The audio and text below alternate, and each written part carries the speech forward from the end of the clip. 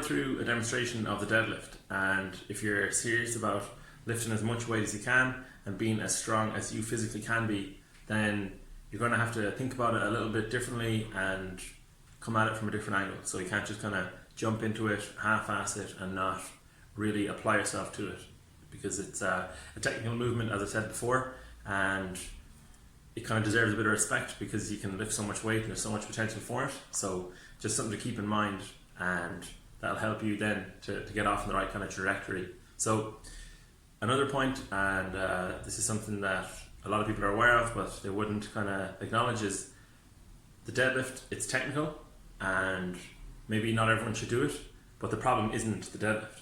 The problem is the way we do the deadlift. All right. So if I injure myself, if I hurt my lower back deadlifting, 99 times out of 100 is because of something I did. So I trained for too long, for too intense a set, using too much weight, too many reps, what have you. So it's more often than not something we do that causes the injury with the deadlift. It's not inherently in the deadlift. The deadlift is a brilliant exercise.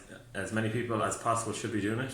So I want to point that out, and just everyone keep that in mind when inevitably you will strain your lower back doing the deadlift. Okay, so that comes with the territory of it, because that's the weakest link in the chain of our body when we're doing the deadlift. But that's not to discourage people from it either. Having a strong set of abs and glutes, that'll protect your lower back and you'll recover quicker once you get used to that feeling of some slight tenderness, but focusing on those big muscles. So a deadlift is essentially a hip hinge, and that's what I'm going to teach for most people. To try and teach the full movement starting out, it's going to be too much, and it'll kind of confuse you. So a Romanian deadlift is going to be the exercise of choice. So I'll have some dumbbells on hand. So side view is always best.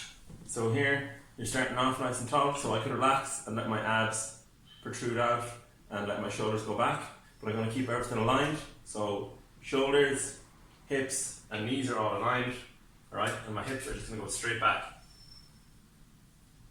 So I get tension in the hamstrings, popping back up nice and fast. So slow, controlled on the way down. So I'm not letting my upper back round, I'm not letting my lower back round, and keeping my abs and glutes tight, and I go straight back. Down nice and slow, feel tension, up nice and fast. So abs are tight, dropping down, and up fast. Okay? So even doing that basic movement, there's a lot to it. So I can let my abs hang out, they're not engaged at all, my glutes, they're not doing anything, pressure's on my lower back. If I lock everything up, abs are tight, glutes are tight, lower back is taken out of the movement, it's protected, and I'm actually able to lift more weight. I'm in a stronger position, alright?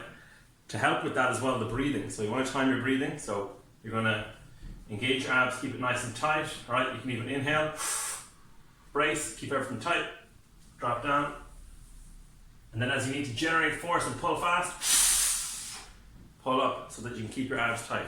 Think of a boxer, they're throwing a punch, you're going to exhale as much as they can so they have that solid foundation to push off, so their shoulder can press and push off. It's no different with the deadlift. So I can use my glutes, my abs and back to pull, I exhale so I have that solid foundation. So you want to think about it a little bit more if you want to do a bit more. If you want to really be as strong as you possibly can, which is, kind of a silly question. Why would you want to be anything more than you could be? Let's do everything we can. Let's maximize all the little things that we have available to us, such as breathing and bracing, right? So feel tension on the way down, feel it in the glutes and the abs, forearms. If you're feeling it in the lower back at any point, you're probably doing it wrong. So nice and tight, slow and controlled on the way down, and then up fast, and really use the glutes as like a rubber band. They're pulling the body up from this position, okay? So focus on the glutes and the abs, keep them engaged throughout, minimal lower back tension, hopefully none at all, and be controlled throughout the movement. So it's going to be slow, 2 to 3 seconds on the way down, fast, 1 second on the way up. Use those big muscles, protect the lower back, and you'll be good and making lots of great progress with your deadlift.